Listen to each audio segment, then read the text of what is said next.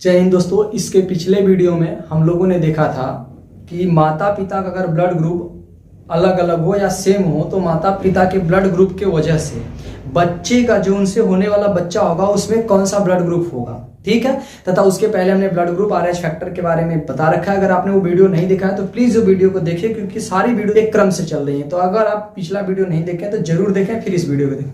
तो इस वीडियो में हम लोग समझेंगे कि शरीर में कहीं कट उठ जाता है, वहां ब्लड निकलने लगता है। तो ब्लड निकलता है तो हम लोग कुछ समय तक ऐसे दबाए रखते हैं। इसके बाद क्या देखते हैं कि वहां पर ब्लड थोड़ा जम जाता है, तो उसको कहते हैं रक्त का थक्का जमना। तो जम जाता है तो जिससे हमारे शरीर से ब्लड निकलना क्या हो जाता है, बंद हो जाता है। तो हम लोग इसमें समझेंगे रक्त का थक्का जमना। थक्का को हम क्या बोलते हैं, क्लॉटिंग। क्या बोलते हैं, क्लॉटिंग।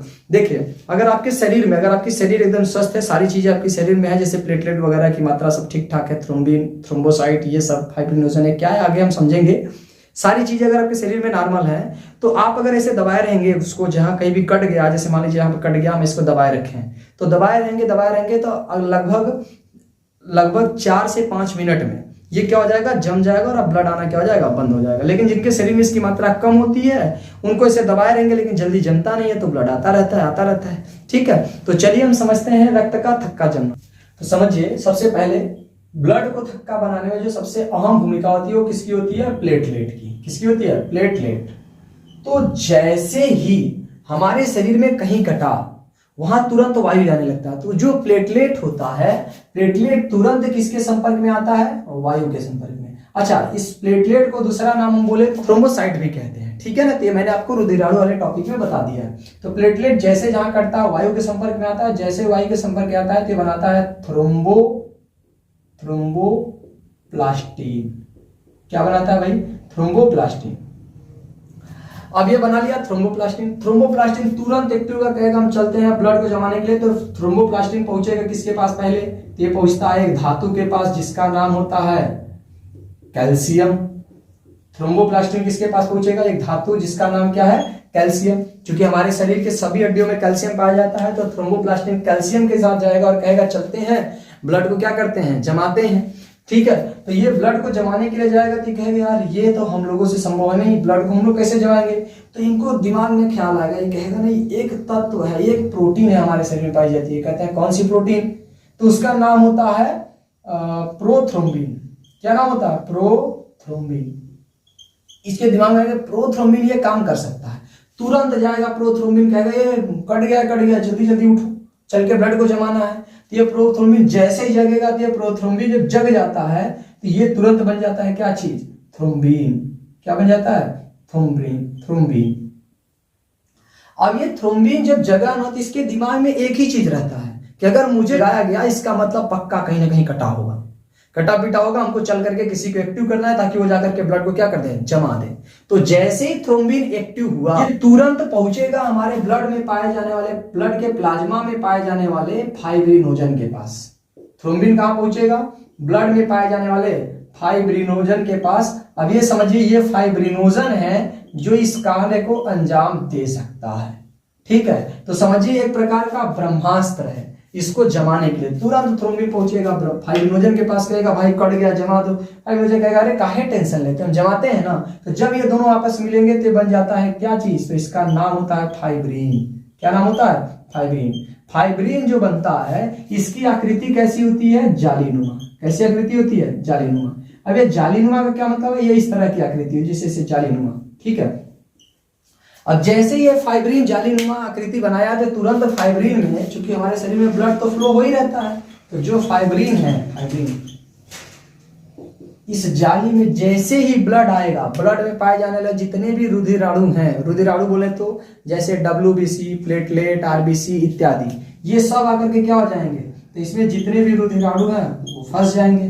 तो रुधिराणु फंसने का मतलब जैसे WBC, सही ना, RBC एंड प्लेटलेट, ये सब के सब जो फंस जाएंगे, तो जब फंस जाएंगे तो ये जाली है उसमें से पार नहीं हो पाएंगे, तो ब्लड में पाए जाने वाले तरल पदार्थ जैसे प्लाज्मा अर्थात सीरम, वो क्या हो जाएगा, आसानी से फ्लो करने लगता है और बाहर नहीं निकलने लगता। इसको हम कहते हैं थक्का। क्या बोलते हैं, रक्त का थक्का। तो ये थक्का जम गया, ये याद रखिएगा, ये कुछ समय बाद क्या हो जाएगा, सूख जाएगा, तो उसी को हम लोग कहते हैं पापड़ी। ठीक है, अगर इस थक्का को अगर 1-2 घंटा बाद निकाल लोगे ना तो फिर से ब्लड फ्लो होने लगेगा, दिक्कत हो जाएगी। इसका मतलब है कि ये थक्का बन जाएगा, इसके बाद एकदम सूख जाएगा तो पापड़ी बन जाएगा, तब उसको निकाल सकते हैं, फिर अंदर से उसके ऑलरेडी त्वचा आ जाती है। तो ये है ब्लड का थक्का बनना। तो ये 4 स्टेप में ब्लड का थक्का बनता है। चलिए अब आप जो याद करके तैयार रहते हैं हमेशा, ब्लड का थक्का बनना विटामिन के की कमी से। विटामिन के कहाँ गया, इसमें तो कहीं विटामिन के आया ही नहीं।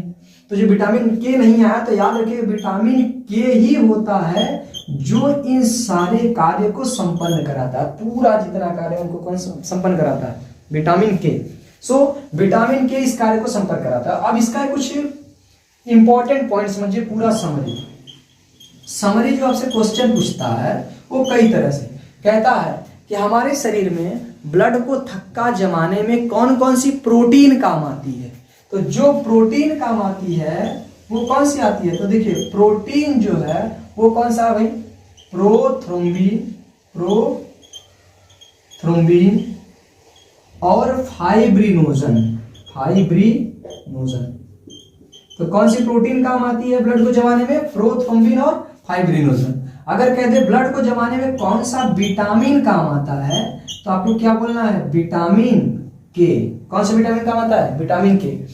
कौन सा रुधिराणु काम आता है, तो अगर रुधिराणु पूछे तो रुधिराणु में आपका हो जाएगा, देखिए कौन सा, थ्रोम्बोसाइट।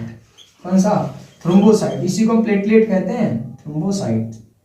ठीक है, अगर आपसे कहे ये तो हो गया प्रोटीन, विटामिन, रुधिराणु, कौन सा धातु यानी कौन सा तत्व काम आता है, तो कौन सा तत्व काम आया था, कैल्शियम। ये इंपॉर्टेंट बात को ध्यान से समझिए।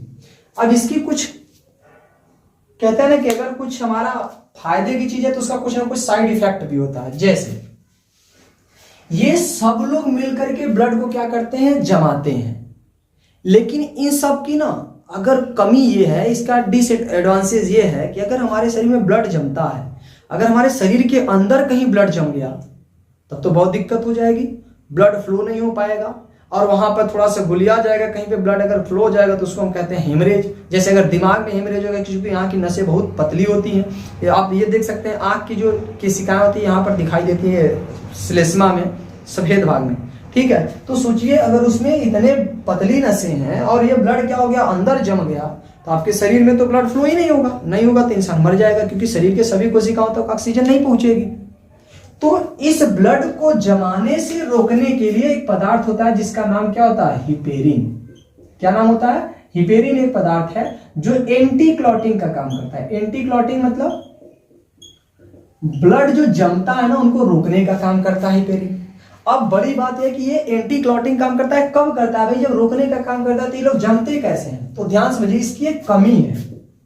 इसकी कमी क्या है कि जैसे ही वायु के संपर्क में आता है, यानी जैसे इनको हवा लगा, ये क्या हो जाएंगे, डेड हो जाएंगे, या फिर बोले तो डीएक्टिव हो जाएंगे। क्या हो जाएंगे, डीएक्टिव। यानी हमारे शरीर में ब्लड को जमाने का मेन कार्य कौन करता है, फाइब्रिनोजन, और उसको रोकने का काम कौन करता है, हिपेरिन। ये तो बड़ी दुविधा हो गई कि शरीर में अंदर ब्लड जमना नहीं चाहिए और कहीं कटे तो तुरंत जमना चाहिए, तो बस संशय है। तो सोचिए, तब यहाँ पे 2 पदार्थ बनाया गया, फाइब्रिनोजन और हिपेरिन। हिपेरिन की कमी है, वायु में आते ही डीएक्टिव हो जाएगा, और ये सारे के सारे वायु के संपर्क में ही काम करते हैं। तो कितना बढ़िया सिस्टम बनाया गया कि जैसे हमारे शरीर के अंदर कहीं भी वायु नहीं है तो क्या वहां ब्लड जमेगा, नहीं। शरीर के अंदर अगर कहीं भी ब्लड जम गया, ये सब मिल करके ब्लड जमाने का कार्य कर रहा है, तुरंत हिपेरिन आएगा और कहेगा जब तक हम जिंदा है तब तक ब्लड आप जमा नहीं सकते। सही है, इसका मतलब बड़ा ही बढ़िया काम करता है। सही है, सोचिए बनाने वाला, इंसान को बनाने वाला जो भगवान है, कितना बड़ा साइंटिस्ट रहा होगा, पता नहीं कहां से पढ़ा होगा इतना डिटेल में। ठीक है, तो ये हो गया हिपेरिन जो कि ब्लड को जमाने से रोकता है। अब इसका आप एक उपाय देख सकते हैं, ये कैसे आप इसके बारे में पता कर सकते हैं। देखिए, जब आपको ना कभी कभी इंजेक्शन लगाया जाता है, बीमार पड़ते हैं, इंजेक्शन लगाया जाता है ना, तो इंजेक्शन में देखते हैं कि ऐसे इंजेक्शन लेकर के ठोक ठोक करके उसमें एयर को निकाल दिया जाता है। एयर निकाल दिया जाएगा, साथ साथ में हल्का सा दवा भी निकाल दिया जाएगा, क्योंकि क्या भरोसा, दवा में भी थोड़ा बहुत मिल गया, इंजेक्शन में कहीं रह गया एयर, तो हमारे शरीर में एयर जाएगा तब तो फिर हिपेरिन डीएक्टिव हो जाएगा, वहां तुरंत ही लोग अपना काम कर देंगे। सही ना, ब्लड जमा देंगे। इसीलिए डॉक्टर देखते हो तो उसको झाड़ करके उसमें से एयर निकाल देते हैं तब फिर से लगाते हैं। लेकिन कभी कभी ना देखते हो जब इसको लगाते हैं ऐसे आप दाबते हैं तो वहां पे फूल जाता है, नसें क्या हो जाती है, फूल जाती है। तो डॉक्टर अपनी गलती तो कहेगा नहीं, कहेगा आप उसको मल दिए थे, इसकी वजह से ऑक्सीजन चला गया, मतलब वायु चला गया। या दूसरा भाई अपनी गलती नहीं मांगेगा तो क्या कहेगा कि आपने गलती तो किया है, तो फिर एक काम करिएगा, एक पट्टी लीजिएगा, गर्म करके हल्का हल्का गर्म करके उसको सेकिएगा। सेकेंगे क्यों? क्योंकि इससे जब पानी नहीं जाए ना तो भाप बन के क्या हो जाए, फिर वाष्प हो जाए, ऑक्सीजन जो गर्म हो जाए तो बाहर निकल जाए। ठीक है, तो ये सारी चीजें हैं। तो इसके साथ साथ दूसरा इसका एक कंडीशन और देख सकते हैं। क्या कंडीशन? जब इंसान बीमार पड़ता है तो उसको ऐसे बॉटल लटकाया जाता है पानी चढ़ाने के लिए। तो पानी चढ़ाया जाता है तो देखते हैं डॉक्टर जो होती है, जो नर्स होती है या जो भी वहां पर होते हैं, जैसे आपके शरीर में जब पानी चढ़ाने लगता है तो पूरा पनिया नहीं गिरने लगता है, आधे थोड़ा थोड़ा बचा रहता है ऐसे किनारे, तब वो जाके बंद कर देता है। क्यों? क्योंकि उस वाले बॉटल में है एयर, और एयर जाएगी आपके शरीर में तो हिपेरिन क्या हो जाएगा, डीएक्टिव। और ये सब तो हमारे शरीर में है, यही है, और हमारे शरीर में क्या बना देंगे, धक्का, ब्लड को जमा देंगे, हो जाएगा दिक्कत। तो आपसे अगर क्वेश्चन कहे कि हमारे शरीर में ब्लड को जमाने से रोकने का काम हिपेरिन, इसकी कमी क्या है, वायु के संपर्क में आते हैं डीएक्टिव हो जाएगा। तो जहां पे कटता है वहां वायु आता है तो ये क्या हो जाता है, डीएक्टिव, मर जाता है। जब मर जाता है तो सब कहते हैं कि बहुत हम लोग को रोक के रख रहा था, अब इसकी लाश पर हम लोग पपड़ी बना देंगे, तो ब्लड जमा देता है। सही है, कोई दिक्कत? अब कुछ और भी इंपॉर्टेंट पॉइंट्स आप समझिएगा। हमारे शरीर में एक रोग होता है जिसका नाम होता है हीमोफीलिया। क्या रोग होता है? हीमोफीलिया। ये एक प्रकार का रोग है, सही ना। जब हमारे शरीर में हीमोफीलिया नाम का रोग हो जाता है तो ये फाइब्रिनोजन होता है। हीमोफीलिया बीमारी में जो फाइब्रिनोजन होता है, फाइब्रिनोजन, ये प्रोटीन की मात्रा क्या हो जाती है, बहुत ही कम हो जाती है, लगभग समाप्त के मान के चलते हैं। जब ये बहुत कम हो जाएगी हीमोफीलिया नाम की बीमारी पे, तो जिस इंसान का हीमोफीलिया बीमारी होता है जिसके शरीर में, उसके शरीर में ब्लड जमेगा ही नहीं। क्यों? क्योंकि फाइब्रिनोजन नहीं है, फाइब्रिनोजन नहीं है तो ब्लड नहीं जमेगा, और जब ब्लड नहीं जमेगा तो उसको कट जाएगा तो जल्दी ब्लड नहीं रुकता है। तो किसी व्यक्ति में देखते हैं ऐसा होता है कि उसको कट जाए तो जल्दी ब्लड नहीं रुकता। तो इसका मतलब है उसको शरीर में क्या है, एक बीमारी हीमोफीलिया, जिसमें फाइब्रिनोजन की मात्रा क्या हो जाती है, कम हो जाती है। ठीक है, अब एक बात और याद रखिए, देखिए जमाने का काम कौन करता है, फाइब्रिनोजन, और एक और है प्रोथ्रोम्बिन।